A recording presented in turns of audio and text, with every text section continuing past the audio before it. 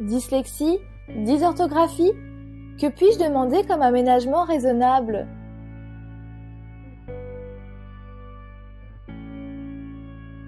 De manière générale, demande à être placé au premier rang afin d'améliorer ta concentration.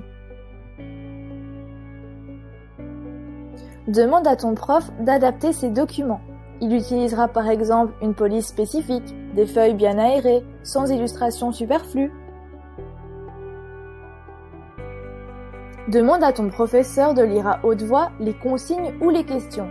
Demande-lui également s'il a la possibilité de te donner une version audio du texte. Demande un guide de lecture. Il permet de cibler ton attention sur ce que tu es en train de lire. Tu peux aussi utiliser un synthétiseur vocal pour la lecture des textes. Celui-ci te permettra d'écouter tes textes à l'aide d'un casque audio. Je te conseille le lecteur immersif de Word Online.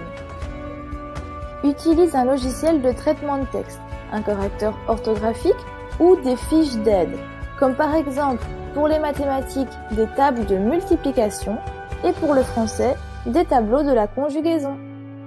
Cette deuxième partie de la vidéo s'intéresse à la prise de notes. Demande l'autorisation pour prendre une photo des notes de cours ou du journal de classe d'un ou d'une camarade. Attention, cela ne te dispense pas de compléter ton cours en classe. Cette aide doit te permettre de te remettre en ordre si tu n'as pas eu le temps de tout écrire pendant le cours. Pour mémoriser une leçon, travaille avec des cartes mentales. N'hésite pas à demander à un professeur de t'apprendre à en réaliser. Durant les évaluations, tu peux également bénéficier d'aménagements raisonnables.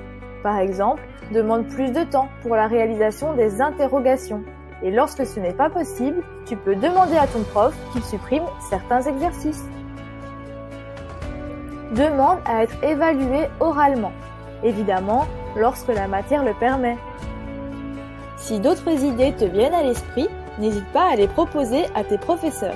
Les aménagements sont là pour t'aider à t'épanouir au sein de ta classe, alors n'hésite pas à en demander. En espérant que cette vidéo t'a aidé à y voir plus clair sur tes droits. Les élèves 10 sont des élèves intelligents qui souffrent de ne pas pouvoir le montrer ni le prouver. Alors utilise les outils qui te conviennent et prends le pouvoir sur tes apprentissages. Donne tout, tu as les capacités pour y arriver.